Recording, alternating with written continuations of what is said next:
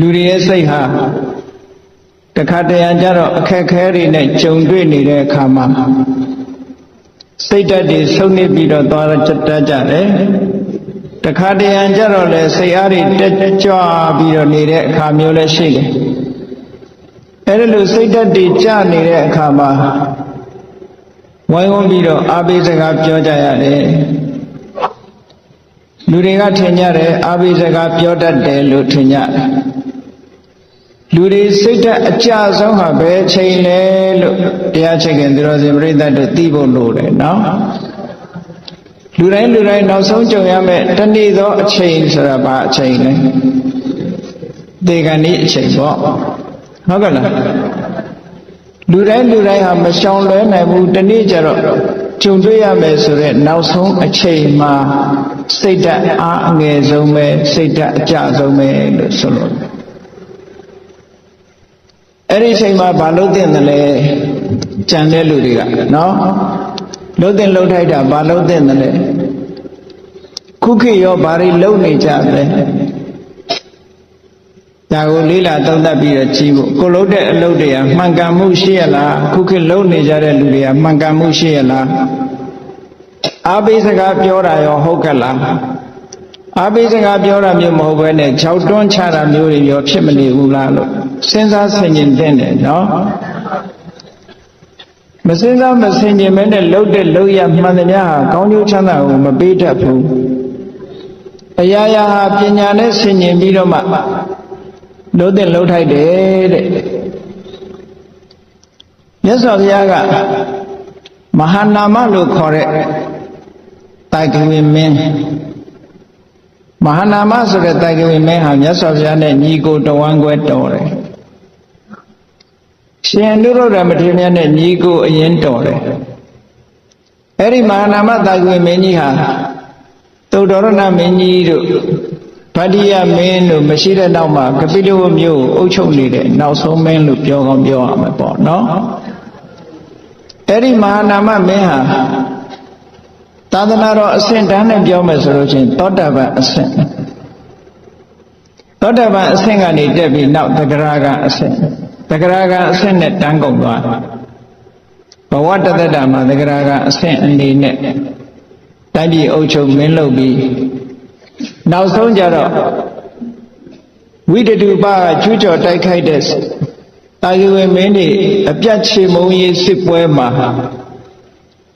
မာနမမင်းကြီးကဖမ်းခံရတယ်ဆိုတော့လေဝိတတုပကသူ့ရဲ့မြည်တော်နေသည့်အတွက်ကြောင့်ကောင်းအောင်မွန်ထားတာသို့တော်လေတိတ်တဆိတ်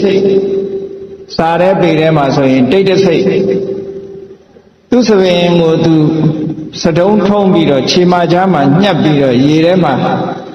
ငုတ်လျိုးသွားတယ်လို့ဒီနေရာမှာလဲစဉ်းစားစရာကောင်းတာကသူကတဂရကံလို့လဲဆိုသေးတယ်ရေထဲမှာနှစ်ပြုတ်ပြီးကိုအသေးတတ်တယ်ဆိုတော့စူးစိုက်လောက်တာဆိုမဖြစ်နိုင်ဘူးလို့ထင်တယ်အဲ့ဒီဟာကနော်သောတာပန်ပုဂ္ဂိုလ်တောင်ကိုလုံးကြံတတ်ဖြတ်တာမျိုးဆိုမလုပ်တော့ဘူးလေအဲ့တော့မဟာနာမမင်းကြီးကသူ့ကိုယ်သူတေချောင်းကြံသွားတယ်ဆိုတာဟုတ်ချင်မှဟုတ်မှာပေါ့ရေကန်ထဲမှာဆင်းချိုရင်သူ့ရဲ့သီလတကူစွမ်းတကူတွေကြောင့်သူ့ကိုကြည်ညိုကြတဲ့လူသားမဟုတ်တဲ့ရေကန်ဆောက်နတ်တွေနဂါးတွေကနေပြီးတော့စာထဲမှာပါတာဆိုရင်နဂါးတွေကနဂါးပြေမှာခေါ်သွားပြီးတော့အဲ့ဒီမှာ12နှစ်ကြာနေထိုင်တယ်လို့ဒီလိုပြောတယ်နော်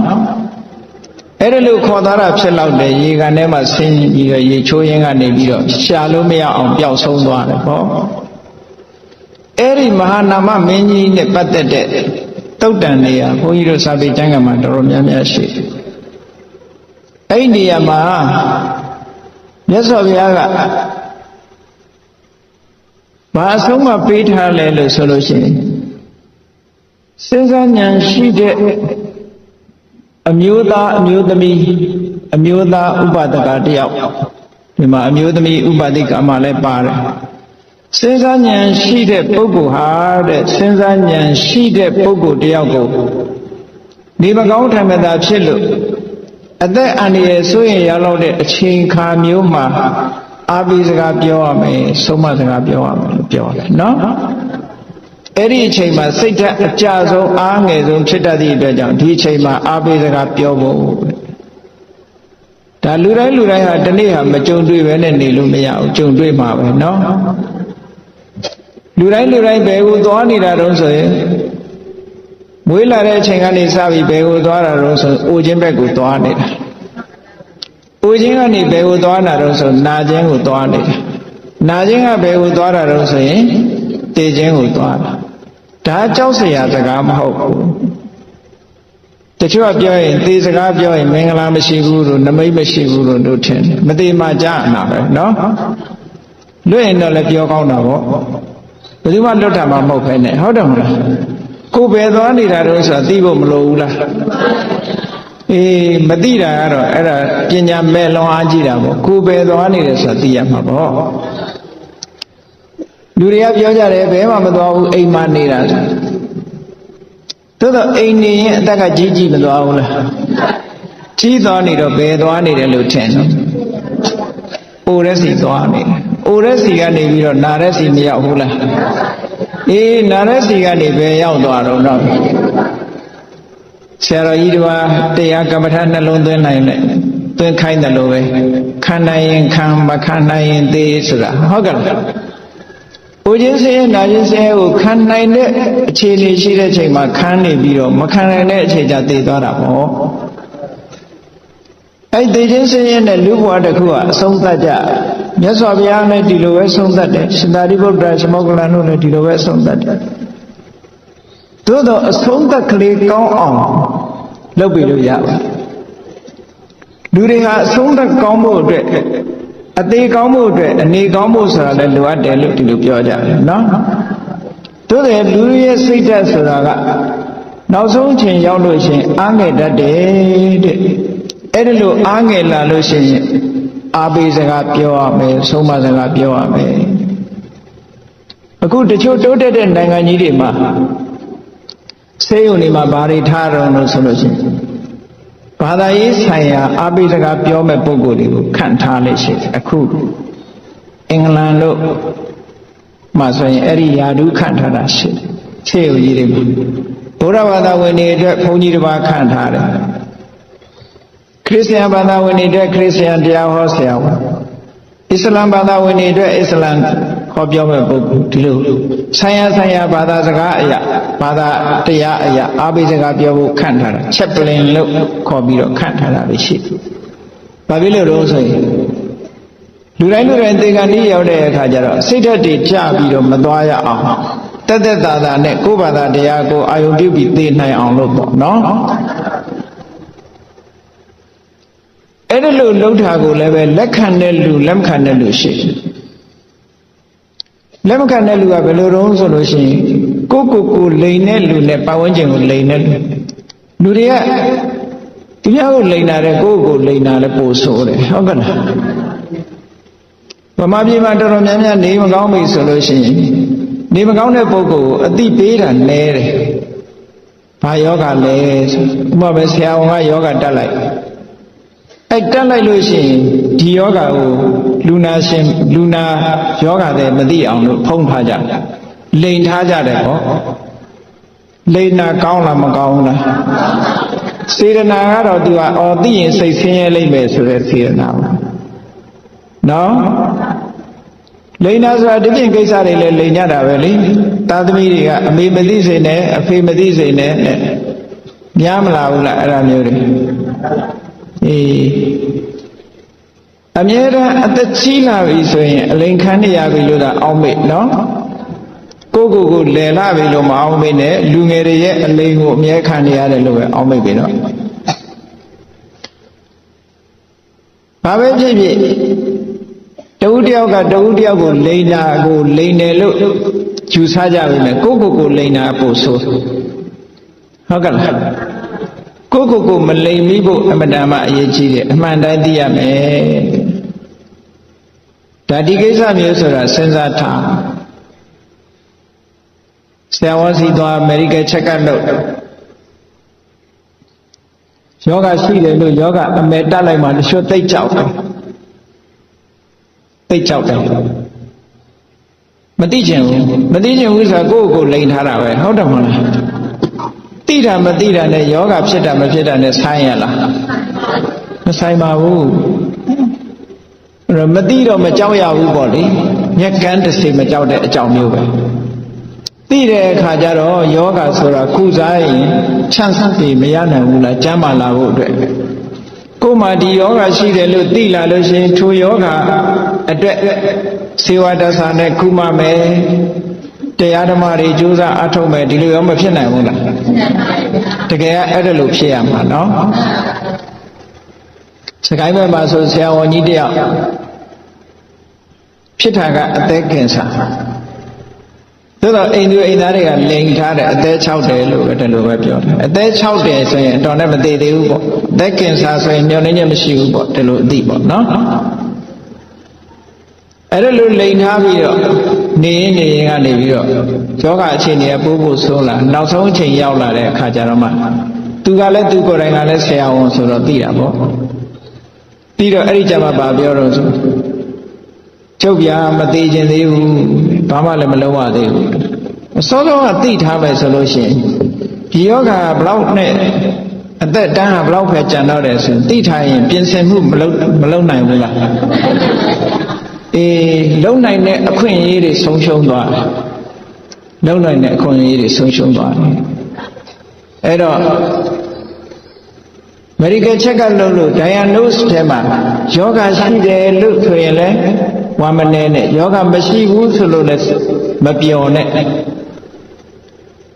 ယောဂမရှိဘူးဆိုလဲတနေ့သိမှာပဲယောဂရှိတယ်ဆိုတဲ့လူလည်းသိမှာပဲတခါတလေယောဂမရှိဘူးဆိုတဲ့လူကတော့အရင်သိချင်းသိတတ်တယ်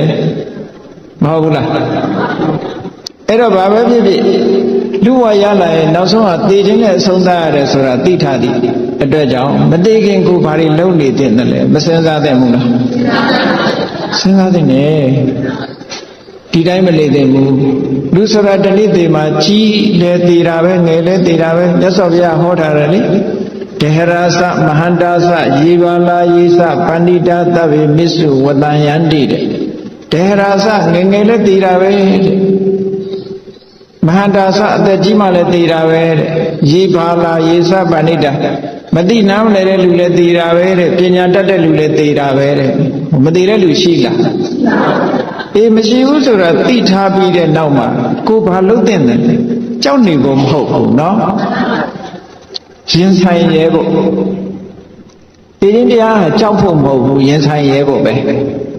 မှန်မှန်ကန်ကန်နဲ့ရင်ဆိုင်ရဲရမယ်ဒီလိုဆိုလို့လားဘုန်းကြီးတို့ဂျာမနီသွားတော့ကအပြန်မှာလေမြန်ပေါ်မှာ Reader's Digest magazine တစ်စောင်တွေ့တာလေမြန်ပေါ်မှာခဏ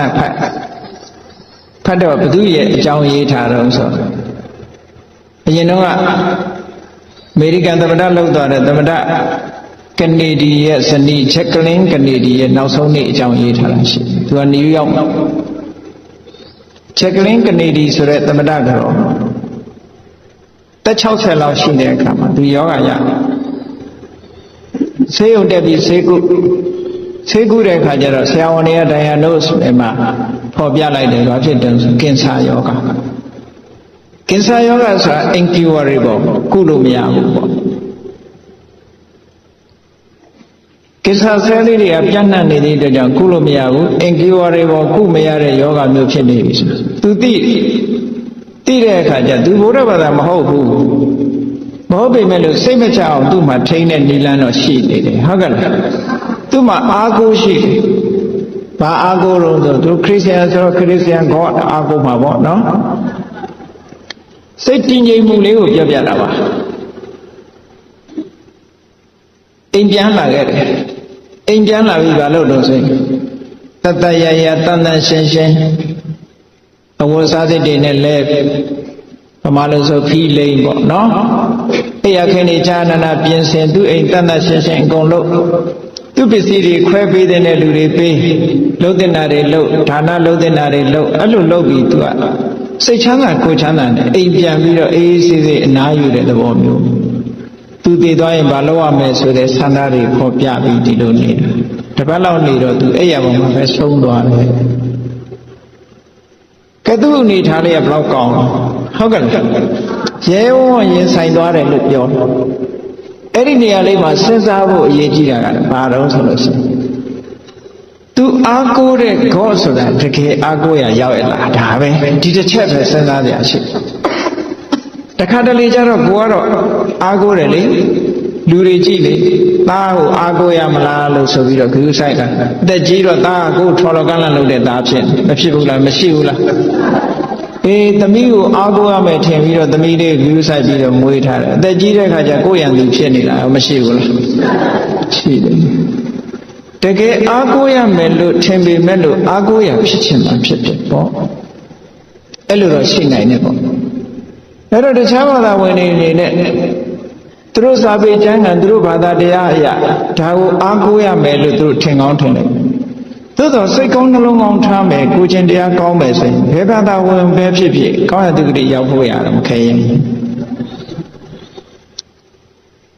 ကံကံဤအကျိုးကိုလက်ခံယူတည်ပြီးကောင်းတာလုပ်ရင်ကောင်းတာဖြစ်တယ်ဆိုတဲ့အများကိုကူညီခြင်းနဲ့စိတ်အများရဲ့အကျိုးကိုလိုလားတဲ့မေတ္တာစိတ်ရှိရင်ဘယ်ပုဂ္ဂိုလ်မျိုးပဲရှိဘယ်ဘာသာဝင်ပဲရှိဘာသာနဲ့မဆိုင်ဘူးအဲ့ဒါကြောင့်စိတ်ကောင်းနှလုံးကောင်းရှိတဲ့ပုဂ္ဂိုလ်ထိုစိတ်ကောင်းနှလုံးကောင်းကကောင်းတဲ့ဘဝကိုပို့ပေးမှာခေါ်ကဲ့တင်တာတော့မဟုတ်ဘူးပေါ့ဟုတ်ကဲ့လားဘုရားဘာသာလည်းစိတ်ကောင်းနှလုံးကောင်းရှိတယ်ဆိုရင်ထိုစိတ်ကောင်းနှလုံးကောင်းလေးကကဲ့တင်မှာဘုရားကဲ့တင်တာမဟုတ်ဘူးသို့တော့ဘုရားကဒီလိုထားမယ်လို့သင်ကြားပေးထားတယ်ဆုံးမဩဝါဒပေးထားတယ်ပေါ့အေးကောင်းပြီအဲ့ဒီသမထကတော်ကြီးဟာအေးချမ်းချမ်းနဲ့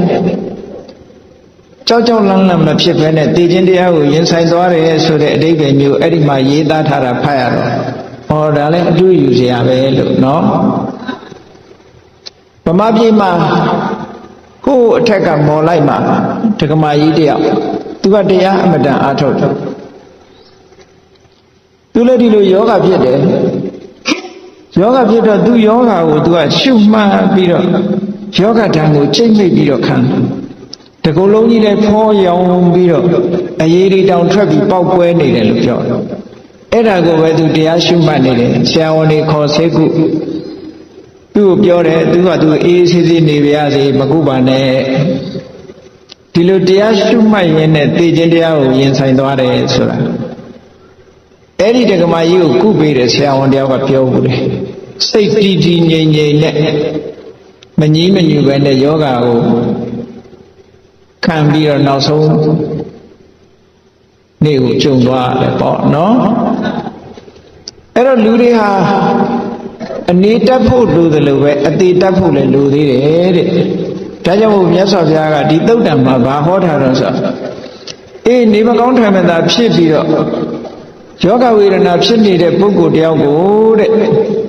ပညာရှိတဲ့ပုဂ္ဂိုလ်တယောက်ကိုပညာရှိတဲ့မိတ်ဆွေတယောက်ကအားပေးစကားပြောတဲ့နဲ့လို့တည်းဟောထားတာအကျိုးရှိလို့ပြောတာအားပေးစကားပြောရမှာတချို့ကြတော့ဘုန်းကြီးတွေပင့်ပြီးတော့ပရိရွတ်တာတော့ငါ့ကိုသေမှထင်လို့ပရိရွတ်တာလားလို့ဆိုပြီးတော့လူကမကြိုက်ဘူးဟုတ်ကဲ့လားအဲ့ဒါကိုယ့်ကိုယ်ကိုလိန်နေတာမဟုတ်ဘူးလားအေးအဲ့ဒါလိုလိန်တာမျိုးက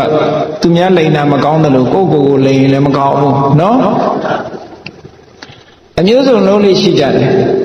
မြတ်စွာဘုရားကအားပေးစကားပြောရမယ်တဲ့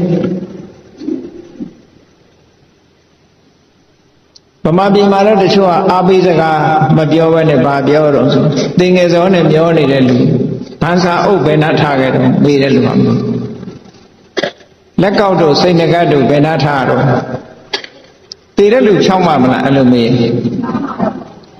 ဘုန်းကြီးတွေလည်းပြန်တော်မူကန်ဤဆိုရင်အဲ့ဒီကျောင်းကိုဘသူအခက်မှာတော့လာသေးတာဟုတ်ကဲ့လားအဲ့ဒါအားပေးစကားဖြစ်ပါမလားမဖြစ်ဘူးတွန်းလွတ်တာနဲ့ဒူးနေတယ်ဟုတ်ကဲ့လား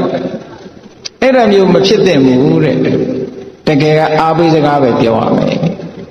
မြတ်စွာဘုရားကအားပေးစကားပြောဖို့ဒီသုတ်တန်လေးမှာသင်ပေးထားတာကဲဒီသုတ်တန်လေးမှာမြတ်စွာဘုရားကအားပေးစကားသင်ပြောရမယ်ဆိုတော့ဘယ်လိုပြောရမလဲဒီနေရာမှာတတိထားဖို့ရကအားပေးစကားပြောတဲ့လူကလည်းပညာရှိတဲ့ပုဂ္ဂိုလ်ဖြစ်ရမယ်အားပေးစကားအပြောခံတဲ့ပုဂ္ဂိုလ်ကလည်းပညာရှိတဲ့ပုဂ္ဂိုလ်ဖြစ်ရမယ်ဆင်ញင်တုံတရားရှိတဲ့ပုဂ္ဂိုလ်ဖြစ်ရမယ် လူမိုက်တော့အာဘိစကားပြောလို့မရဘူးလက်ခံညီမခံနော်ပြောတော့ငါမသိသေးဘူးငါသိမယ်ထင်လို့လာပြောတာလားဆိုရန်တောင်တွေ့လွတ်လိုက်လေဦးမယ်ဟုတ်ကဲ့လား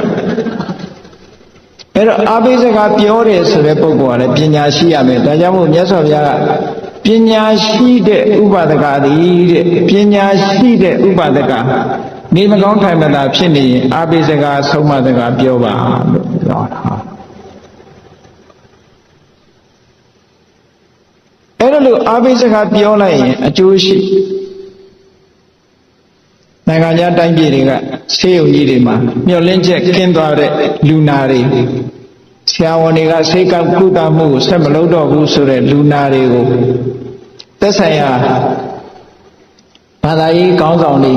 ဘာသာဝင်တွေကနေပြီးတော့အာဘိစကားပြောဖို့ဆိုပြီးတော့ထားရတယ်သူကောင်းတဲ့အစီအစဉ်တစ်ခုပေါ့နော်အဲ့တော့မြတ်စွာဘုရားဒီသုတ်တံမှာလည်းပဲအဲ့ဒီအဓိပ္ပာယ်မျိုးဟောထားတာလေဒါဖြင့်အာဘိစကားပြောရမယ်ဆိုရင်ဘယ်လိုအာဘိစကားပြောရမလို့ချက်၄ချက်နဲ့ပြောရမယ်လူဥပဒကချက်၄ချက်နဲ့ပြောရမယ်လူအကြောင်းလေးဆိုဘာပြောမလဲဆိုမင်းမဘုရားအပေါ်မှာနှစ်ကာနဲ့အသိဉာဏ်နဲ့ဘုရားပေါ်မှာယုံကြည်တဲ့တရားတရားတွေရှိနေတယ်ဘာမှကြောက်စရာမလိုဟုတ်ကဲ့စိတ်အေးလက်အေးနေနိုင်တယ်ပေါ့ဘယ်ဘဝခရီးပဲဖြစ်ဖြစ်တူတူပဲဘဝဒီဘဝတည်သွားလဲနောက်ဘဝတစ်ခုရောက်မှာပါဘဝလည်းဒီလိုသေးလာတာပဲလေအခုအသက်30ရှိတဲ့လူကဟိုဘဝသေးလာတာအနှစ်30ရှိပြီပေါ့မွေးနေ့ဟာတည်နေပဲဟိုဘက်ကလာခဲ့တာနဲ့ဟုတ်ကဲ့လားတည်တဲ့နှစ်ကိုပြန်တွက်တာနဲ့တူတူပဲဟိုဘဝတည်ပြီးမှဒီဘဝကိုဖြစ်တာ哦နော်အေးဒါကြောင့်မို့လို့ပထမအာဘိစကားပြောရမှာပါတော့ဗုဒ္ဓေအဝိစ္စပတာဒိနသမဏဂတောအဝိစ္စပတာဒဆိုတာမြတ်စွာဘုရားကိုဂုဏ်တွေကိုသိပြီးတော့နှစ်ကာယုံကြည်တဲ့တရားရှိရမယ်အဲ့ဒီတရားတရားမင်းမရှိနေရင်ဘာမှကြောက်စရာမလိုဘူးမကောင်းတဲ့ဘဝဘယ်တော့မှမရောက်ဘူးဟောဒီဟာကကယ်သွားလိမ့်မယ်အားပေးเสียဒါလေးကိုအားကိုဟုတ်ကဲ့လားဘုရားဝိသပတာရဘုရားကိုနှစ်ကာယုံကြည်တယ်ဆိုတာဘယ်လိုဟာတော့ဆိုနော်လူတွေကဘုရားကိုကိုးကွယ်တာအမျိုးမျိုးမရှိဘူးလားတချို့ဘုရားကိုးကွယ်တာဘယ်လိုရည်ရွယ်ချက်နဲ့ကိုးကွယ်တာတော့ဆိုလက်ကောင်းအောင်လို့ကိုးကွယ်တာအဲ့ဒါနှစ်ကာယုံကြည်တာမဟုတ်ဘူးဒီဘုရားကိုးကွယ်လို့ရှိရင်ထီပေါက်မယ်ချဲပေါက်မယ်စီးပွားတက်တယ်ဆိုတဲ့အနေနဲ့ကိုးကွယ်တာမရှိဘူးလားအဲ့ဒါမျိုးတွေဒါကြောင့်မလို့အမေနေကိုက်နံကိုက်တွေပါလေဒီရင်ဆရာစီမေးပြီးတော့ဘယ်နေသားဆိုရင်ဘာအသားကိုးဝယ်ရမယ်ဆိုပြီးတော့အဲ့ဒါမျိုးအထူးမှားပြီးတော့ကိုးဝယ်ရတယ်စင်စည်းမြင်းရံတယ်ဆိုပြီးစင်စည်းမြင်းရံရုပ်ပွားကိုးဝယ်တာတော့အဲ့ဒါတော့အသိဉာဏ်နဲ့ကိုးဝယ်တာလို့ဆိုနိုင်ပါမလားသို့တော့အဲ့ဒါမျိုးကိုးဝယ်တဲ့လူတွေရောမရှိဘူးလားအဲ့ဒါအဝိဇ္ဇပတာရမဟုတ်ဘူးတဲ့ဘာဖြစ်လို့တော့တခုံတစ်ခုတစ်စုံတစ်ခုလိုချင်နေလို့ဒီဘဝရဲ့အကျိုးရှိရာအကျိုးရှိကြောင်းယုံကြည်ချက်အသိဉာဏ်မဲ့တဲ့ပညာမဲ့တရားလို့ခေါ်တယ်ပေါ့နော်ပညာမဲ့တဲ့တရားနဲ့ကိုးဝယ်တာမျိုးတွေကြတော့ခုနကအကျိုးမရှိဘူးလို့ပြောတာမဟုတ်ဘူးနော်ဘုန်းကြီးပြောတာထိုက်တဲ့လောက်အကျိုးလေးတော့ရှိမယ်ဒါပေမဲ့လို့အစွမ်းထက်တဲ့အကျိုးမျိုးမဖြစ်နိုင်ဘူးတရားပညာမဲ့တရားနဲ့ကိုးဝယ်တာမျိုးဖြစ်နေပညာရှိတဲ့တရားနဲ့ကိုးဝယ်ရမယ်ဆိုတာဘယ်လိုဟာတော့မြတ်စွာဘုရားရဲ့ဂုဏ်တွေအေးအရဟံဆိုရင်နှလုံးသွင်းလိုက်တို့မှာလောဘတွေရှိတယ်ဒေါသတွေရှိတယ်မောဟတွေရှိတယ်မြတ်စွာဘုရားရဲ့စိတ်ထဲမှာဟောဒီလောဘဒေါသမောဟတို့ဆိုတာလုံးဝမရှိဘူးဘုရားစိတ်ဟာဖြူစင်လိုက်တာဟောအရဟံဂုဏ်တော်ကိုအာရုံပြုတဲ့အခါကျတယ်နော်ကိလေသာအတော်တွေကလုံးဝကင်းနေလို့မြတ်စွာဘုရားစိတ်ဆိုးတယ်ဆိုတာမရှိဘူးလောဘဖြစ်တယ်ဆိုတာမရှိဘူးမသိဘူးဆိုတာလည်းမရှိဘူးလောဘဒေါသမောဟကင်းတဲ့ဘုရားပဲလို့ဟောအရဟံဂုဏ်တော်ကိုဒါကြောင့်မို့လို့ဒီလိုလောဘဒေါသမောဟတွေကင်းနေသည့်အတွက်ကြောင့်တလောကလုံးမှာရှိတဲ့ပုဂ္ဂိုလ်တွေကဥညွတ်ပြီးတော့ရှ िख ိုးလိုက်တဲ့ဘုရားပါလားရှ िख ိုးရင်ဘုရားဆိုတာလက်ုံလေးတစ်ခါခြိလိုက်တာနဲ့ခြိလိုက်ုံလေးနဲ့နတ်ပြည်ကိုရောက်သွားနိုင်တယ်ဒီကုသိုလ်လေးကစမ်းဆောင်မှုဘလောက်ကောင်းတယ်ဆိုတာစဉ်းစားကြည့်မရကုဏလီသူတို့သားလေးကဘုရားဘာသာဝင်မဟုတ်ဘူးအဖေကလည်းနှမျောလိုက်တာယောဂဖြစ်တဲ့တောင်ဆေးကုမပေးဘူး သမီးတို့တွေနဲ့ကုတာနောက်ဆုံးကုမရတဲ့အချိန်တေကဏီအချိန်ရောက်တော့အိမ်ပြင်ထုတ်ထားတယ်လေဘုရားကဆောင်းကကြွလာတဲ့အခါထတောင်ရှင်းမခိုးနိုင်တော့ဘူးစိတ်ထဲကကြည်နူးပြီးတော့ဒီလိုဘုရားမျိုးငါမလှူလိုက်ရဘူးမတန်းလိုက်ရဘူးရှင်းမခိုးလိုက်ရဘူးခုရှိခိုးစိတ်ထဲကနေကြည်နူးပြီးတော့နေတယ်အဲ့ဒီအချိန်လေးမှာတည်သွားတာနဲ့နတ်ပြည်မှာနတ်သားသွားဖြစ်တယ်ဒီကုသိုလ်လေးကကဲလိုက်တာသူ့ကိုကြည့်ဘယ်တော့စွမ်းဆောင်ချက်ကောင်းတယ်လဲဆိုတာစဉ်းစားကြည့်စိတ်ထဲမှာတည်းဖြစ်တာနော်လက်ဟုတ်တော်မချီနိုင်ဘူးတဲ့စိတ်ထဲကနေဘုရားကိုအာရုံပြုပြီးစိတ်ထဲကကြည်နူးလိုက်ရုံလေးနဲ့တည်းပဲကြည့်နတ်ပြည်ရောက်လာလူမပြောနဲ့ကက္ကရာရေကန်ကြီးနားမှာရှိတဲ့ရေကန်တဲကဖားလေးတစ်ကောင်မြတ်စွာဘုရားတရားဟောတာတစ်ပင်အောင်ရေကန်တဲကခုန်တက်လာပြီးမြတ်တော်ထဲမှာဝတ်ရင်ကနေဘုရားတရားဟောတဲ့အတန်ကြားတာနဲ့နားထောင်ကောင်းတဲ့အတန်လေးပဲတိရစ္ဆာန်ဆိုတာအန္တရာယ်ရှိတဲ့အတန်လားအန္တရာယ်မရှိတဲ့အတန်လားဒီလောက်တော့သိတယ်သို့တော့တရားရဲ့အဓိပ္ပာယ်သူသိတာတော့မဟုတ်ဘူးဟုတ်ကဲ့လားမြတ်စွာဘုရားရဲ့ကရုဏာတွေလွှမ်းခြုံထားတဲ့မေတ္တာတွေလွှမ်းခြုံထားတဲ့အတန်လေးကိုသူ့စိတ်ထဲမှာနားထောင်ရင်စိတ်ကြည်နူးနေတဲ့အချိန်လေးမှာကံမကောင်းအကြောင်းမလားတော့အနန္တရောက်လာတဲ့နွားเจ้าသားကတပြားတဲ့ခေါင်းကိုထောက်ပြီးဖိလိုက်လို့သူခင်ဗျာတေသွားတာအဲ့ဒီကြည်နူးတဲ့စိတ်ကလေးဘုရားကိုအာရုံပြုပြီးတော့ကြည်နူးတဲ့စိတ်ကလေးနဲ့တည်းပဲနတ်ပြည်ရောက်သွားကဲဘလောက်ဆောင်းဆောင်မှုကောင်းလဲဒါကြောင့်ဗုဒ္ဓေအဝိဇ္ဇပတာရမြတ်စွာဘုရားကိုအသိဉာဏ်နဲ့များကြည်ညိုလိုက်မယ်ဆိုလို့ရှိရင်ဒီတဲ့အစာပေါင်းများစွာအကျိုးရှိတယ်အားကိုးเสียမကောင်းဘူးလားပိုက်ဆံတွေဘလောက်ချမ်းသာထိုပိုက်ဆံကနတ်ပြည်မပို့နိုင်ဘူးနော်ပစ္စည်းဥစ္စာကနတ်ပြည်မပို့နိုင်ဘူးပစ္စည်းဥစ္စာကိုအကြောင်းပြုပြီးဒါနကောင်းမှုလုံးမှသီလဆောက်တည်မှနတ်ရသုဂတိဆိုတာရောက်တာဟုတ်ကဲ့လားလောကမှာပစ္စည်းဥစ္စာဆိုတာပစ္စည်းရှိလာပြီးတော့ပစ္စည်းကိုအကြောင်းပြုပြီးလူတိုင်းချမ်းသာဒုက္ခရတယ်လို့မအောင်မိနဲ့ဒီဘဝမှာလည်းပဲဆင်းရဲကြပြီးနောက်ဘဝမှာလည်းဒုက္ခရောက်တယ်ဒါကြောင့်မို့မြတ်စွာဘုရားကဟနန္တိဘောဂဒုံမိတာနောစပါရခဝေတိနောအတိညာမရှိတဲ့ပုဂ္ဂိုလ်ကိုပစ္စည်းဥစ္စာတွေကဖျက်ဆီးတတ်တယ်တဲ့ပစ္စည်းဥစ္စာကြောင့်ထိုပုဂ္ဂိုလ်ကပျက်စီးရတယ်ပေါ့ပစ္စည်းဥစ္စာကြောင့်ဒုက္ခရောက်တယ်ပစ္စည်းဥစ္စာကြောင့်သေရတယ်အမျိုးစုံရှိတယ်လူတွေမှာနော်ပစ္စည်းဥစ္စာကဒုက္ခပေးဖို့သို့တော့ပညာမဲ့တဲ့ပုဂ္ဂိုလ်တွေကိုဖျက်ဆီးနိုင်ပေမဲ့လို့ဒီဘဝမှာဒီလိုဖျက်ဆီးတယ်ဖျက်ဆီးနိုင်ပေမဲ့လို့ပစ္စည်းဥစ္စာကိုအသုံးချပြီးတော့နိဗ္ဗာန်တစ်ဖက်ကန်းကိုတက်လှမ်းလို့တဲ့သူတော်စင်တွေကိုတော့ပစ္စည်းကအနှောင့်အယှက်မဖြစ်ဘူးပစ္စည်းကိုအကြောင်းပြုပြီးတော့သူတို့ကကောင်းမှုတွေပြုကြတယ်ဟုတ်ကဲ့လားအဲ့ဒါလို့မဟုတ်လို့ရှိရင်ဒီဘဝမှာလည်းပစ္စည်းကြောင့်အန္တရာယ်ဖြစ်ရတယ်ထိုပစ္စည်းကိုတတ်မဲ့ပြီးတော့တေရသည့်အတွက်ကြောင့်နောက်ဘဝမှာလည်းပြိတ္တာဖြစ်တယ်ငရဲရတာဒါမျိုးတွေဖြစ်ကုန်ပြီအဲ့တော့ပစ္စည်းဥစ္စာအားကိုးเสียဟုတ်ကဲ့လားမဟုတ်ဘူးအဲ့တော့တကယ်အားကိုးเสียဆိုတာဘာတော့ကိုယ့်ကိုယ်စမ်းစစ်ကြည့်အဝိဇ္ဇပတာရဖရာနဲ့ပတ်သက်ပြီးခုံကိုထိထိခိုက်ခိုက်ခုံတော်ကိုထိရောက်ပြီးငါကြည်ညိုနိုင်ရလားဖရာကိုခုံတော်ကိုတိပြီးတော့ကြည်ညိုတဲ့ကြည်ညိုမှုမျိုးဟုတ်ကဲ့လားပညာနဲ့တရာလားပညာမဲ့တရာလားကိုယ့်ကိုစမ်းစစ်ကြည့်ရမယ်နော်အဝိဇ္ဇပတာရဆိုတာအသိဉာဏ်ရှိနဲ့ဘုရားကိုယ်ပဲအဲ့တော့ဘုရားဆိုတာရုပ်ဆင်းတုကဘုရားကိုယ်စားအနေနဲ့ရှိတာဘယ်လိုရုပ်ဆင်းတုမျိုးကိုယ်ွယ်မကိုယ်ွယ်ကောင်းမှုဆိုတာလည်းမရှိဘူးဘုရားအမှတ်နဲ့ရှိခိုးဥချပြီးတော့ထိုဘုရားမှာအရဟံစတဲ့ဂုဏ်တွေရှိနေတယ်အရေးချင်းတွေရှိကိုယ်မှမရှိနိုင်တဲ့အရေးချင်းတွေသမ္မာသမ္ဗုဒ္ဓတရားဓမ္မတွေကိုမှန်မှန်ကန်ကန်ကိုယ်ပိုင်ဉာဏ်ဖြင့်သိတယ်ဆိုတဲ့အရေးချင်းရှိတယ်ဝိဇ္ဇာစရဏသမ္မာနအတိပညာအတိဝိဇ္ဇာအကျင့်တရားတွေနဲ့လည်းပြည့်စုံတယ်သူကတနိဗ္ဗာန်ထီအောင်ပေါရောက်ပြီးသားလည်းဖြစ်တယ်ကောင်းမြတ်တဲ့တရားစကားကိုဟောပြောနိုင်တယ်လောကဝိတုလောကအကြောင်းကြီးကောင်းကောင်းသိတယ်စသဖြင့်ကိုကြည်ညိုရာဗုဒ္ဓရဲ့ခုံအရေးချင်းတွေကိုသိပြီးတဲ့အခါမှာမြတ်စွာဘုရားပေါ်မှာယုံကြည်တဲ့ခိုင်မြဲတဲ့တရားတရားရှိနေပြီဆိုရင်အဲ့ဒီတရားတရားလေးကဘယ်လိုနည်းနဲ့မှအပယ်ကိုမကျစေနိုင်တော့ဘူးဒီတရားတရားလေးကြောင့်ကောင်းရသုဂတိရောက်မယ်ဆိုတော့ ခုနလိုတေခါနီးမှာစိတ်အားငယ်နေရဘယ်သွားလို့သွားရမှမသိတဲ့စိတ်အားငယ်နေတဲ့ပုဂ္ဂိုလ်ဖို့လမ်းမဖြောင့်ပေဘူးလားဆိုပါစို့လူတယောက်ခရီးသွားတယ်ခရီးသွားတဲ့အခါမှာကိုသွားမဲ့ခရီးကိုလည်းသိတယ်ကိုရောက်တဲ့အခါမှာလည်းပဲဘယ်မှာနေရမယ်ဆိုတာကိုသိတယ်ဆိုရင်အဲ့ဒီလူဟာခရီးသွားတဲ့အခါပျော်ပါးပါးမရှိဘူးလားအဲ့ဒီလိုမဟုတ်ဘဲနဲ့မသိတဲ့နေရာမှာဆွေမရှိမျိုးမရှိကိုမသိတဲ့နေရာကိုသွားရမယ်ဆိုရင်ဘယ်လိုများနေရပါမလဲဆိုပြီးတော့စိတ်ထဲမှာအားငယ်မှုတွေမဖြစ်ဘူးလားအေးအဲ့ဒါမျိုးလိုပဲတန်တရားဘဝခရီးတစ်ခုကိုသွားတော့မယ်ဆိုလို့ရှိရင်တေကန်ဒီမှာအား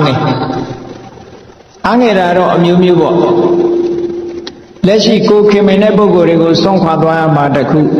ကိုမြတ်နိုးတဲ့ပစ္စည်းဥစ္စာတွေကိုစွန့်ထားကြရမှာလဲဒါအားငယ်စရာတခုပေါ့နော်အဲ့တော့ကိုခင်မင်တဲ့ပုဂ္ဂိုလ်တွေတို့ကိုမြတ်နိုးတဲ့ပစ္စည်းတွေတို့ဆိုတာကိုယ့်အတွက်အားကိုးရဟုတ်ကဲ့လားမဟုတ်ဘူးကိုယ့်ရဲ့ရင်ထဲနှလုံးထဲမှာဖြစ်တဲ့ဘုရားပေါ်မှာနှစ်ကာကြီးညိုတဲ့တရားတရားပညာနဲ့ကြီးညိုတဲ့တရားတရားတွေသာလေကိုယ့်အတွက်အားကိုးရအစစ်ဖြစ်တယ်အားကိုးလိုက်ပါတဲ့အဲ့ဒါအားကိုးထားပြီးဘာမှမပူနဲ့မင်းမဘုရားကိုကြီးညိုတဲ့တရားစိတ်တွေပညာနဲ့သိတဲ့တရားစိတ်တွေရှိနေတယ်အဲ့ဒါကြောင့်မို့လို့စိတ်အေးလက်အေးနေဘာမှမပူနဲ့တည်သွားဒီတဲ့ကောင်းတဲ့ဘဝရောက်မယ်ဒီလိုအားမပေးတတ်ဘူးလားတကယ်အားကိုးတဲ့အတိုင်းရောမဖြစ်ဘူးလားလို့ဆိုဖြစ်တယ်တကယ်အားကိုးတဲ့အတိုင်းဖြစ်တယ်ဟုတ်ကဲ့လားအဲ့တော့ဒီဘဝဒီခန္ဓာကိုယ်ကြီးကအသက်ရွယ်ကြီးလာလို့ကောင်းတော့တာမှမဟုတ်တာလောကလူတွေကြီးတွေအသက်ကြီးလာလို့ရှိရင်မကောင်းတဲ့စိတ်ရင်းတွေကများလာတယ်သိကိုယ့်အကိုတွေ့ကြည့်ပြောကြတယ်လေအဖိုးကြီးဖွားကြီးတွေမျက်စိကမကောင်းဘူးမျက်စိမှုံးနေနားလည်းမကောင်းဘူးတဲ့ဟောမကောင်းတာမျက်စိတစ်ခုတည်းနဲ့မဟုတ်မျက်စိလည်းမကောင်းဘူးတဲ့နားလည်းမကောင်းဘူးတဲ့ဒူးလည်းမကောင်းဘူးတဲ့ဟောမကောင်းတာတွေများမလာဘူးလားဒီတဲ့ပိုရောက်များလာလို့ရှင်ဘာဖြစ်လို့နှလုံးကမကောင်းဘူးတဲ့ကြောက်ကမကောင်းဘူးနဲ့အသေးကမကောင်းဘူးနဲ့ဆိုတော့မကောင်းတာတွေကောင်းတာတစ်ခုမှကိုမရှိတော့ဘူးဟုတ်ကဲ့လားအကောင်းတွေကုန်သွားလို့ရှင်ဘာဖြစ်လဲသေရတော့တာပေါ့ပြီးတော့မတဲ့တဲ့ဆင်းရဲတွေလည်းများလာတယ်အသက်ကြီးလာလို့ရှင်ဟုတ်ကဲ့လားအစားဆုံးဝက်သားမတဲ့ဘူးတဲ့ဘာဖြစ်လို့သွေးတို့ရှိလို့တရားမတဲ့ဘူးတဲ့ဘာဖြစ်လို့စီးကြယောဂရှိတယ်ဟောမတဲ့တာတွေရောများမလားဘူးလားနောက်ကြတော့ဘယ်သူနဲ့မှမတဲ့တော့ဘူးဆိုရင်ကိုယ့်ဘက်ကိုအဲ့ဒါသုတ်တန်ရောက်သွားတော့လားပဲအဲ့တော့တေချာစဉ်းစားကြည့်မကောင်းတာတွေကလည်းများလာတယ်မတဲ့တာတွေကလည်းများလာတယ်ဒါတန်ဝေကဖြစ်เสียမကောင်းဘူးလားငယ်ငယ်တော့ကတော့မတဲ့တာဆိုမရှိဘူးကုံစားနော်မကောင်းတာဆိုလည်းအကုန်မရှိဘူးကုံကောင်းအဲ့တော့ဒီလိုဖြစ်လာတဲ့အခြေအနေမျိုးကိုယ်တိုင်သိရမှာပေါ့အဲ့တော့ကျန်တာတွေကမကောင်းဘူးကျန်တာတွေနဲ့မတည့်ဘူးဆိုရင်ကိုတဲ့ဖို့အတွက်ကဘာတော့ဆိုလို့ရှိရင်တရားဓမ္မနဲ့တော့တဲ့အောင်နေရမယ်ဟုတ်ကဲ့လားမျက်စိမကောင်းခြင်းနေခါမကောင်းခြင်းနေနားမကောင်းခြင်းစေကြောက်ကမကောင်းစေခြင်းနေနှလုံးမကောင်းခြင်းနေအသေးမကောင်းခြင်းနေဘာကောင်းအောင်စိတ်ကလေးကောင်းနေဖို့လိုတယ်ဟုတ်ကဲ့လားအဲ့ဒီစိတ်ကလေးကောင်းနေအောင်ဘုရားပေါ်မှာနှစ်ကာယုံကြည်တဲ့တရားတရားလေးကောင်းနေဖို့လိုတယ်တဲ့အဲ့ဒါလေးကောင်းနေလို့ရှိရင်ကျန်တာတွေကပြစ်ထားခဲ့ရမှာပဲကောင်းလည်းပြစ်ရတာပဲမကောင်းလည်းပြစ်ရတာပဲငယ်ငယ်ရွယ်ရွယ်နဲ့သိတော့လေကောင်းတော့ပြစ်ထားခဲ့တာပဲမဟုတ်လားခန္ဓာကိုယ်ကြီးဆိုတာငယ်ငယ်နဲ့သိသွားတဲ့လူတွေကောင်းတော့ပြစ်ထားခဲ့တာအသက်ကြီးမှသိတဲ့လူကမကောင်းလို့ပြစ်ခဲ့တယ်ဆိုရင်ငယ်ငယ်နဲ့သိရင်ကောင်းတာတော့ကောင်းတော့ပြစ်ထားခဲ့ရတာပဲဟုတ်ကဲ့လားအဲ့တော့ကိုယ်တတိထားမှာအကောင်းဆုံးဖြစ်နေအောင်လုပ်ဖို့ရမှာတော့ဆိုလို့ရှိရင်ကိုယ့်ရဲ့စိတ်ဓာတ်ပဲမြတ်စွာဘုရားဂုဏ်ကြီးရဲ့ထုံမှန်းပြီးတော့နေထားတဲ့စိတ်ဟာတဲ့ဘယ်တော့မှအောက်ကိုမရောက်စေဘူးမဟာနာမင်းကြီးကိုမြတ်စွာဘုရားဟောထားတဲ့သုတ်တန်တစ်ခုရှိတယ်မဟာနာမပူနဲ့တဲ့သီလနဲ့ထုံမှန်းထားတဲ့စိတ်သမာဓိစွမ်းအားတွေနဲ့ထုံမွမ်းထားတဲ့စိတ်ပညာစွမ်းအားတွေနဲ့ထုံမွမ်းထားတဲ့စိတ်ဟာဘယ်တော့မှအောက်ကိုမကျစေဘူးဥပမာမဲ့ထောပတ်အိုးကြီးကိုရေထဲမှာခွဲလိုက်မယ်ဆိုလို့ရှိရင်အိုးခွဲတွေကအောက်ကျသွားတယ် ထောက်ဖတ်တွေကတော့အပေါ်တက်လာဟုတ်ကဲ့စီအိုးကြီးကိုခွဲလိုက်လို့ရှိရင်လည်းအိုးခွဲတွေကအောက်ရောက်သွားပြီးတော့စီကတော့ရေပေါ်တက်လာမှာပဲအဲ့ဒီတိုင်းပဲဖះကြည်ညိုတဲ့စိတ်ကလေးကအပေါ်တက်လာမှာဘာမှပူစရာမရှိဘူးဒါကြောင့်မို့လို့အားပေးတာလူပြေကမကောင်းတဲ့ခန္ဓာကိုယ်ကြီးကိုစွန့်ပြီးတော့နတ်ပြေကိုသွားဆိုတာအားပေးတာဘယ်လိုအားပေးတော့ဆိုရင်မြေအိုးကိုခွဲပြီးတော့ရွှေအိုးကြီးကိုရယူသလိုပဲတဲ့မရှိဘူးလားဟုတ်ကဲ့လားအခုလို့ကိုယ်စိတ်လေးကောင်းတဲ့ပုဂ္ဂိုလ်တွေကြတော့မြေအိုးခွဲပြီးတော့ရွှေအိုးကြီးယူတယ်ဆိုတော့လူတိုင်းမြေအိုးခွဲပြကြမှာကြီးပဲရွှေအိုးပဲရကြကြမှာပေါ့အဲ့တော့လူဘဝကနေနတ်ဘဝရတယ်ဆိုတာဟာမြေအိုးခွဲကိုပြစ်ထားခဲ့ပြီးတော့ရွှေအိုးကိုရယူတာနဲ့တူတူပါပဲတဲ့ဟောဒါကြောင့်မို့လို့အဲ့ဒီမိမိနဲ့ယဉ်နေတဲ့မိတ်ဆွေသင်္ဃာတွေဆွေမျိုးသားချင်းတွေကိုဒီလိုအားပေးစကားပြောပါတဲ့ဒါတစ်ချက်နော်နောက်တစ်ခုကဓမ္မေအဝိဇ္ဇပတာရိဏသမနာကတော်တဲ့ဘာမှအားမငယ်နဲ့မင်းမဓမ္မအပေါ်မှာယုံကြည်တဲ့အသိဉာဏ်သက်ဝင်တဲ့တရားတရားတွေရှိတယ်ဓမ္မကိုနှစ်ကာကယုံကြည်တယ်မြတ်စွာဘုရားဟောတဲ့တရားစီဘယ်တော့မှလွဲမှားတာမရှိဘူးတဲ့ဒါဓမ္မရဲ့ခုံတစ်ခုပဲဟုတ်ကဲ့သွားခါတော့မြတ်စွာဘုရားအကျိုးနဲ့အကြောင်းနဲ့စီရောဟောထားသည့်အတွက်ကြောင့်လွဲချော်တစ်ခုမှမရှိဘူးတန်တေထိကိုကိုယ်တိုင်ကျင့်ကိုယ်တိုင်သိနိုင်တဲ့တရားဖြစ်တယ်အကာလီကိုအခုချင်းအခုရတဲ့တရားမျိုးဖြစ်တယ်အေဟိပတိကိုကိုယ့်ရဲ့မိတ်ဆွေသင်္ဃာတွေလာပြီးတော့လှုပ်ကြည့်စမ်းပါလို့ဖိတ်ခေါ်လိုက်တဲ့တရားမျိုးဖြစ်တယ်ဩပနိကအခုပဲစိတ်ထဲမှာနှလုံးသွင်းအခုပဲစိတ်ချမ်းသာသွားစေနိုင်တယ်ဟောပစ္စတံဝေရိတဘောဝိညုဟိသူတော်ကောင်းတွေဟာကိုအတိအတိကိုချင်းကိုခံစားရတယ်တဲ့ဟောဘုရားရဲ့တရားတော်တွေရဲ့ခုံကြီးတွေကိုဒီလိုနှစ်ကသိပြီးတော့ယုံကြည်တဲ့တရားတရားဟာစိတ်ဓာတ်ကလေးကိုဖြူစင်စေတယ်အဲ့ဒီဖြူစင်တဲ့စိတ်ဓာတ်ကလေးကခန္ဓာကိုယ်ကြီးကဘယ်နေရာကမကောင်းကောင်းသူကကောင်းတဲ့ပုံကိုဆောင်သွားမှာပဲဟုတ်ကဲ့အဲ့ဒါကြောင့်မို့လို့အားငယ်စရာပါရှိဘာမှမရှိကြည့်လေတချို့ဆိုလို့ရှိရင်ဥပမာပဲခီးသွားတယ်ဟိုမှာဆွေတွေမျိုးတွေအရင်ချာတွေရှိတယ်ဒီအိမ်ကိုပိတ်ထားခဲ့ပြီးတော့ဟိုအိမ်ကိုသွားတယ်ဟိုမှာလည်းကိုယ်ဆွေမျိုးတွေကကိုယ်ကျိုးနေတာလို့သိလို့ရှိရင်အားငယ်မှုဖြစ်ရလားမဖြစ်ဘူးထို့တူပဲကုသိုလ်ကောင်းမှုလုပ်တယ်ဆိုတဲ့ပုဂ္ဂိုလ်ကအားငယ်စရာဘာတစ်ခုမှမရှိဘူးမြတ်စွာဘုရားအဲ့ဒါကြောင့်မလို့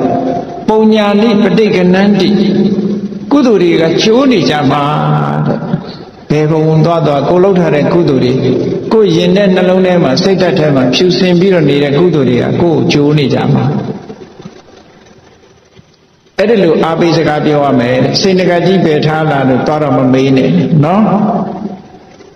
အဲ့ဒါမျိုးတွေကိုအခုခေတ်တော့မေးနေကြတာပဲလေဒါမျိုးပဲဟုတ်ကဲ့ဘုန်းကြီးတွေပြန်တော်မူတောင်အေးဆေးဆေးမပြန်တော်မူရအကြောင်းဘသူအခက်မှာတော့မူလာသေးတာအဲ့တော့ဘယ်လိုလုပ်ကောင်းရသူကတိရောက်နိုင်မှာမလို့စိတ်တွေကိုညှဉ်းနှွမ်းသွားအောင်နှုတ်ချောက်လိုက်တယ်လို့မဖြစ်ပေဘူးလားအားပေးစကားပြောရမှာကအိုးကိုအားကိုးစရာတွေအများကြီးရှိတယ်ဘာမှမပူနဲ့ဟုတ်လားကိုယ်စိတ်ထဲမှာအားကိုးတွေရှိတယ်ဓမ္မဟာတကယ်အားကိုးရအစစ်ဖြစ်တယ်တို့တူပဲအရိယာတန်ဃာတွေကိုကြည့်လိုက်သုပ္ပတိပန္နဘုရားဟောတဲ့အတိုင်းမှန်မှန်ကန်ကန်ကျင့်နေကြတယ်ဥစုပတိပန္နဖြောင်းဖြောင်းမမကျင့်ကြတယ်ညာယပတိပန္နလမ်းစဉ်မှန်မှန်ကျင့်တယ်တာပိစိပတိပန္န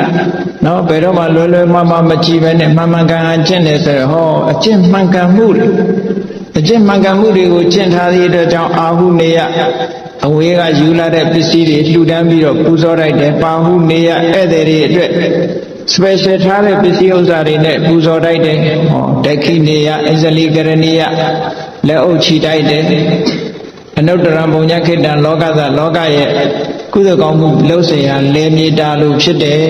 ကုသိုလ်ပင်ပြိုးခြင်းရင်တန်ခါမှာပဲပြိုးရတယ်ဒီလိုပြောတာနော်အဲ့ဒါလို့အာကိုးเสียတန်ခါပေါ်မှာနှစ်ကာဒီလိုယုံကြည်တဲ့တရားတရားဖြစ်ခုနှစ်စဉ်နှစ်တိုင်းဒီမှာဝိနည်းစပြမွဲကြီးကျင်းပနေတယ်ဩဝိနည်းပြန်ဆိုးနေကြတဲ့တန်ဃာတွေလူမယ်တန်းမယ်လက်အုပ်လေးတစ်ချိန်ခြိလိုက်မယ်ဖြော်ရည်လေးတစ်ခွက်တိုက်မယ်ရေလေးတစ်ခွက်တိုက်မယ်ဟောမရဘူးလားကုသိုလ်တွေအများကြီးရနော် အဲ့ဒီတန်ခါကိုကြီးညိုတဲ့တန်ခေအဝိဇ္ဇပတာဒဆိုတဲ့ပညာနဲ့တရားတရားတွေပညာရှိနဲ့ယုံကြည်တဲ့တရားတရားတွေကကိုယ်ရင်နဲ့နှလုံးထဲမှာရှိနေလို့ဘာမှမပူနဲ့လို့အားပေးစကားပြောပါမရှိသေးရင်ရှိအောင်လုပ်ပေးရမယ်ဟုတ်ကဲ့ပိုက်ဆံတို့အကြာကြီးစုဆောင်းပြီးလုပ်နေရတာမဟုတ်ဘူးကုသိုလ်စိတ်ဆိုတာအခုဖြစ်အခုရတာမရဘူးလားအခုနှလုံးသွင်းရင်အခုစိတ်ထဲမှာဖြစ်တာပဲလေကြည်မတ္တကုဏ္ဏလီတို့ဆိုဘုရားမြင်မြင်ချင်းမှာကြီးညိုတဲ့တရားလေးဖြစ်လိုက်တာနဲ့ပဲအဲ့ဒါလေးကနတ်ပြည်ပို့လိုက်တာဖားတော်ဝါလေးကလည်းကြည်မြတ်စွာဘုရားအတန်လေးကြားလိုက်တာနဲ့ကြည်နူးတဲ့စိတ်ကလေးကနတ်ပြည်ကိုပို့လိုက်တာဟုတ်ကဲ့လားအဲ့ဒါလို့အာကိုးစရာတွေတကယ်လဲအာကိုးလိုက်တဲ့အရာတွေကိုယ်တဏ္ဍမှာရှိနေတယ်ဆိုတာအာပိစကားပြောပါနောက်တစ်ခုအာပိစကားပြောရမှာပါတော့စိဘာမှမပူနဲ့စိတ်ထဲမှာအာတင်ထားမင်းမှာခုချင်းတရားတွေရှိတယ်ငါးပါးသီလမင်းဘယ်တော့မှမဖောက်ပြဘူးလုံခြုံတယ်ဘိုးတော်ကမလုံခြုံတော့အခုစောက်တည်လိုက်လုံခြုံသွားပြီဟုတ်ကဲ့လားခိုးတော့ကမလုံခဲ့ပေမဲ့လို့အခုဥရတဲ့လဲနေတဲ့အချိန်မှာငါးပါးသီလဖောက်ပြတာရှိသေးလားကိုမသင်ငယ်စောနဲ့မျောနေတာချင်းလေးတွေပါလေးတွေတတ်ဖို့တတ်အောင်မလားတတ်လောက်တော့ပါအောင်နော်ငါးပါးသီလပြည့်ပြည့်ဝဝလုံချုံပါဏာတိပါဒတို့အရိနာဒါနကာမေတုမေသာစာရမုဒဝါဒသူရမေယဆိုတဲ့ဒီကံ၅ပါးနဲ့လုံခြုံပြီးတော့သီလဖြူစင်းနေတယ်ခုဆောက်တည်ခုပြုစင်တာကြည့်လေမကောင်းတာတွေကဘယ်လိုပဲလုပ်ခဲ့ကောင်းတာတွေလုပ်တဲ့အချိန်ကစပြီးတော့နှလုံးသွင်းလိုက်မယ်ဆိုရင်စိတ်ဟာကြည်နူးွယ်ဖြစ်တယ်ကိုသီလလေးကိုအာယုံပြုတစ်ချိန်တစ်ခါတော့ကကိုကငါးပါးသီလချိုးဖောက်ခဲ့ပေမဲ့လို့ဒီအချိန်မှာမချိုးဖောက်ဘူးလို့နှလုံးသွင်းလိုက်မယ်ဆိုရင်နှလုံးသွင်းလိုက်တာနဲ့ချက်ချင်းကုသိုလ်ဖြစ်လာတာရှင်အင်္ဂုလိမာလာကြီးကိုမြတ်စွာဘုရားကအင်္ဂုလိမာလာပရိတ်ကိုဟောတဲ့အခါမှာကြည့်ပေါ့ယတောဟံပဂိနိရိယာယဇာတိယဇာတောနာဘိဇာနာမိသင်္စိတ်သပါဏံဇိဝိတဝရောပိတာကြည့်အရိယာအမြတ်အရိယာဇတ်ဖြစ်တဲ့ယဟန်ဘဝရလာတဲ့အချိန်ကနေစပြီးသေစီလူရဲစိတ်နဲ့ဘယ်တတ္တဝါမှမတတ်ပါဘူးလို့ပြောတယ်။ဘုရားကတတ်လိုက်တာတကယ်လူသားသမားကြီးပဲလေ။ဟုတ်တယ်မဟုတ်လား။အဲ့ဒါတွေကိုပြန်မတွေးနဲ့ယဟန်ဖြစ်တဲ့နေ့ကစပြီးဘယ်သူမှမတတ်တော့ဟုတ်တယ်မဟုတ်လား။အဲ့ဒါမျိုးလို့ပဲသီလအခုဆောက်တည်ရင်အခုဆောက်တည်တဲ့အချိန်ကစပြီးငါးပါးသီလလုံးတယ်လို့စိတ်ထဲမှာထားအားတင်းအဲ့လိုအာဘိစကားပြောရမယ်အရိယာတွေစောင့်ထိန်နဲ့မြတ်မြတ်နိုးနိုးစောင့်ထိန်နဲ့ဒီ၅ပါးသီလပြည့်ပြည့်စုံစုံအဲ့ဒါလိုကျင့်ကြံကြုတ်ကိုအထောက်ပါအဲ့ဒါတွေရှိနေသည့်အတွက်ကြောင့်ဘာမှမပူနဲ့အတင်းထားဟောစိတ်ကလေးကြည်နူးမသွားဘူးလားနေမကောင်းတဲ့လူတယောက်ဟာသူ့မှာအာကိုးစရာတွေဖရာပေါ်မှာကြည်ညိုတဲ့တရားတရားရှိတယ်တရားပေါ်မှာကြည်ညိုတဲ့တရားတရားရှိတယ်သံဃာပေါ်မှာကြည်ညိုတဲ့တရားတရားတွေရှိတယ်ငါးပါးသီလကိုမျက်မျက်နှုံနှုံစောင့်ထိန်ထားတာရှိတယ်ဆိုဟောတကယ်အာကိုးစရာတွေမရှိဘူးလားအဲ့ဒါလို့အာကိုးစရာတွေရှိပြီးလို့ရှိရင်သူ့ကိုဆက်ပြီးတော့ပြောရမယ့်စကားလေးတွေကြံသေးတယ်ဒါကအာပေးစကားပြောတာဟုတ်ကဲ့ဆက်ပြီးစကားဘာပြောရမှာတော့ဆိုလို့ရှိရင်တဲ့သူ့ကိုပြောလူတွေဆိုတာအတွေ့အတာလေးတွေရှိတတ်တယ်ဥပမာမဲ့မိဘတွေဆိုရင်သာသမီပေါ်မှာတွေ့တာတယ်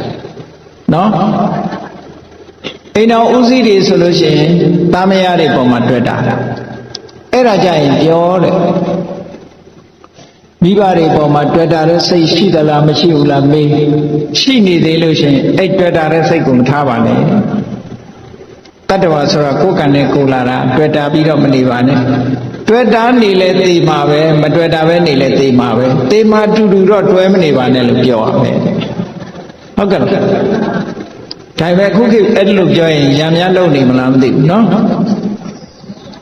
မိဘပေါ်မှာတွေ့တာတဲ့စိတ်ရှိလဲသိမှာပဲတွေ့တာတဲ့စိတ်မရှိလဲသိမှာပဲသိမဲ့တူတူတော့ဘယ်သူပေါ်မှာမတွေ့တာပါနဲ့လို့ပြောပါတဲ့ဒါဆက်ပြီးတော့ပြောရမယ့်စကားတစ်ခုနော်နောက်တစ်ခုကသားမယားတွေပေါ်မှာတွေ့တာတဲ့စိတ်ရှိသလားလို့မေး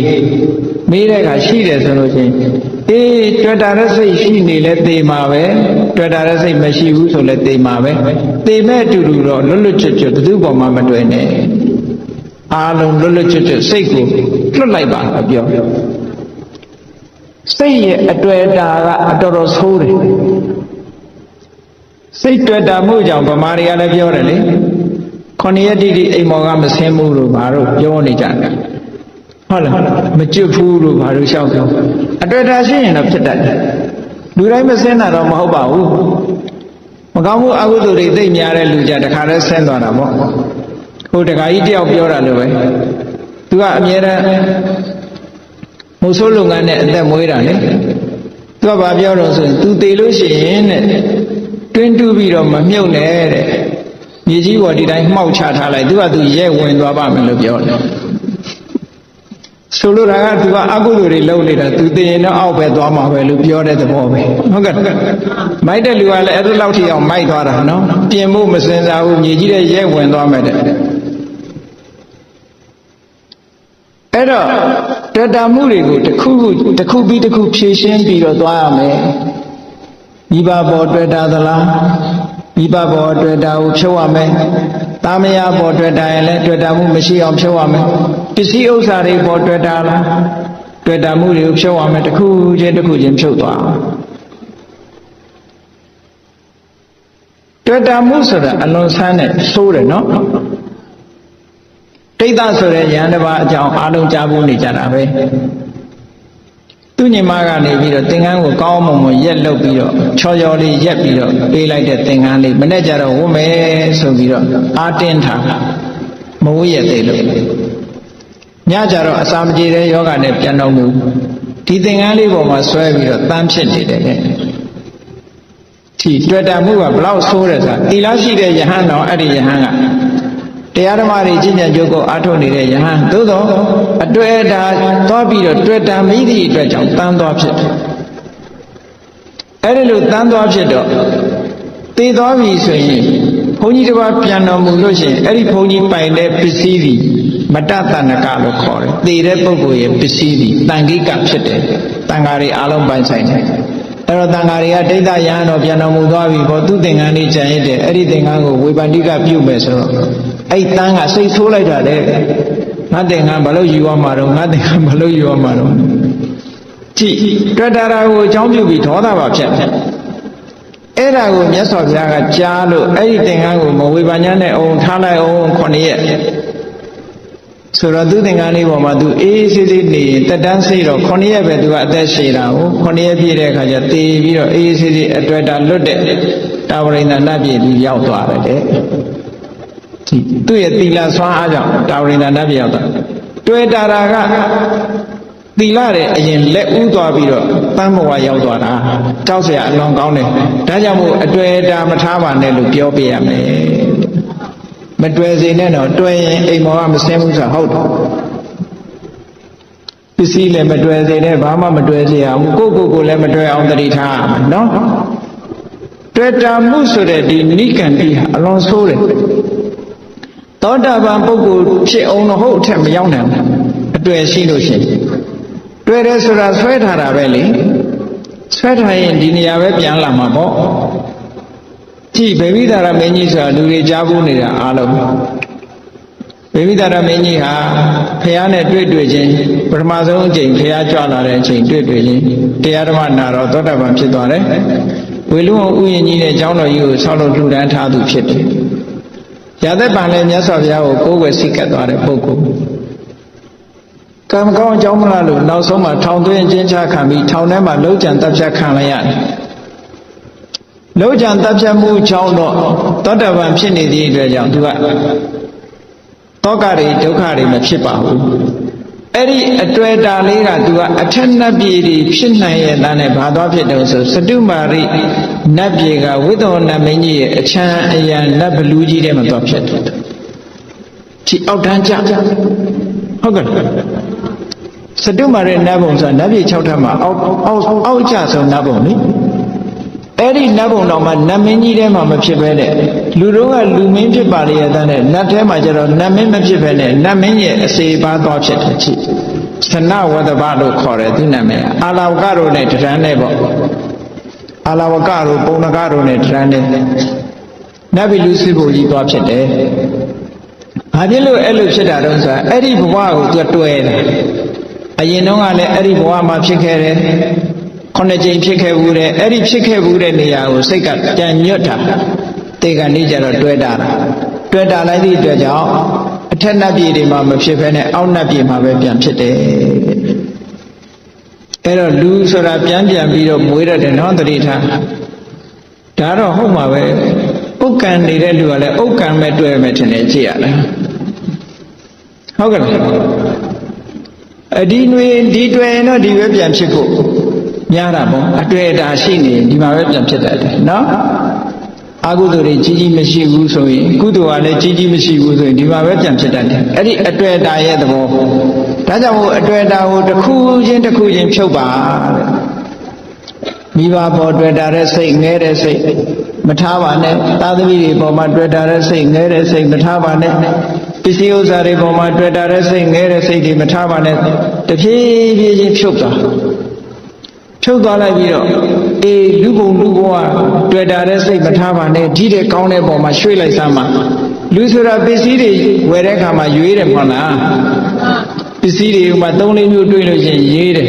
ဒါလေးကတော့ကောင်းသားပဲပထမရွေးလိုက်တယ်နောက်ဟိုဟာလေးမြင်တော့ဟိုဟာလေးကဓာတ်နဲ့ကောင်းတယ်ဆိုတော့ရွေးတော့ပြန်ပြောင်းပြီးတော့မယူဘူးလား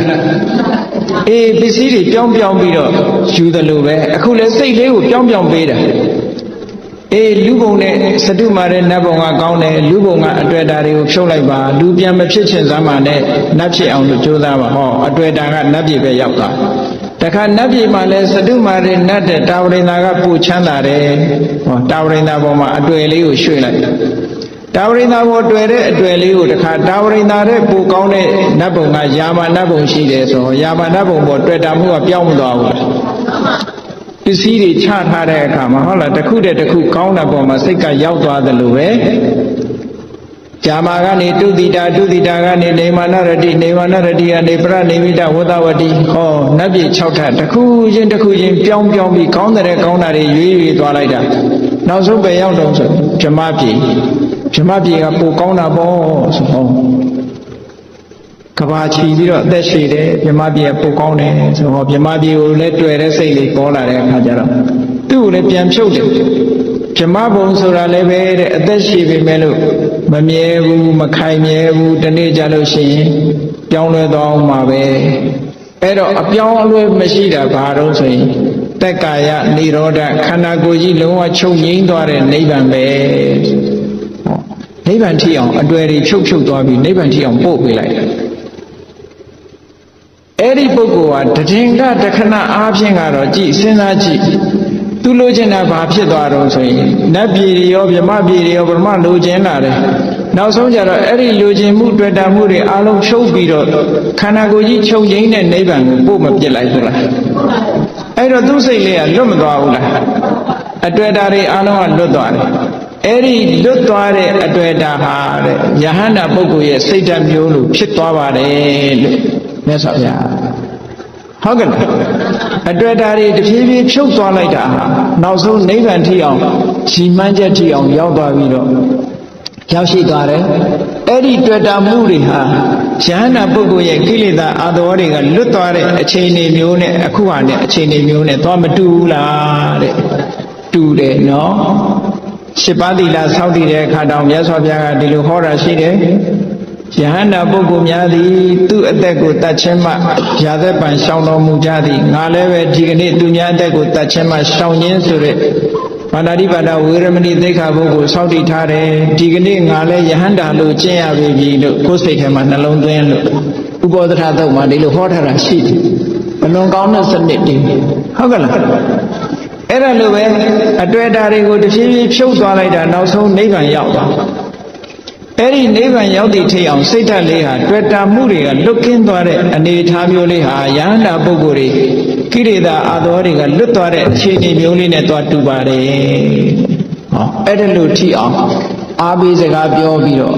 ပုဂ္ဂိုလ်တွေကိုကူညီအချင်းချင်းမိတ်ဆွေသင်္ကားတွေကိုကူညီပေးပါလို့မြတ်စွာဘုရားကဒီသုတ္တံမှာဟောလို့ရင်ဖြစ်တယ်ဒါကြောင့်တရားချက်ခင်သူတော်စင်ပြိဿအပေါင်းတို့သည် ဘုရားမြတ်စွာဟောကြားတော်မူခဲ့တဲ့အာပိစကားအမတန်အားငယ်နေတဲ့အချိန်ခါမျိုးမှာအာပိစကားပြောတာနောက်ဆုံးနေ့အတွက်အာပိစကားပြောသလိုပဲနေ့စဉ်လည်းပဲအာပိစကားပြောရမှာပဲဟုတ်ကဲ့နေ့စဉ်မြလည်းအိုးနေတာမပူနဲ့နားနေတာလည်းမပူနဲ့သိရမှလည်းမပူနဲ့ကို့မှာငါမှာပါရှိတော့ဘုရားကိုယုံကြည်တဲ့တရားတရားရှိတယ်တရားကိုယုံကြည်တဲ့တရားတရားရှိတယ်သံဃာကိုယုံကြည်တဲ့တရားတရားရှိတယ်ငါးပါးသီလငါလုံးတယ်လို့ကိုယ့်ကိုရောအာမပေးတတ်ဘူးလားအေးအာပိစကားကိုယ့်ကိုယ်လည်းပြောသူတစ်ပါးကိုလည်းပြောမိအောင်အတွက်ဓာတ်တွေကိုလည်းတစ်ခုပြီးတစ်ခုဖြုံးနိုင်အောင်ဘယ်ပေါ်မှာငါသိတွဲနေတယ်လဲကိုယ့်အကိုစဉ်းစားဟုတ်လားအဖိုးကြီးတွေဖွားကြီးတွေဆိုညီးပေါ်တွဲသလားမေးကြည့်ပေါ့နော်တွဲလို့ရှိရင်မတွဲဘူးကိုယ့်ကိုပစ္စည်းပေါ်တွဲရင်လည်းမတွဲဘူးမတွဲမိအောင်ကိုယ့်ကိုအတွေ့အတာတွေကိုတစ်ဖြည်းဖြည်းဖြုတ်ပြီးတော့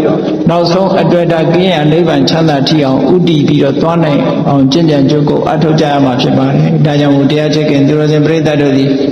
ဘုရားမြတ်စွာဟောကြားတော်မူအပ်တဲ့ဒီမဟာနာမသုတ်ထဲမှာလာတဲ့အာပိစကားဆိုတဲ့တရားကိုလိုက်နာကျင့်သုံးပြီးအတွေ့အတာတွေလုံးဝလွတ်မြောက်ခါနိဗ္ဗာန်ချမ်းသာကိုကိုယ်စီကိုယ်ကမျက်မှောက်ပြုနိုင်ကြပါစေကုန်သတည်း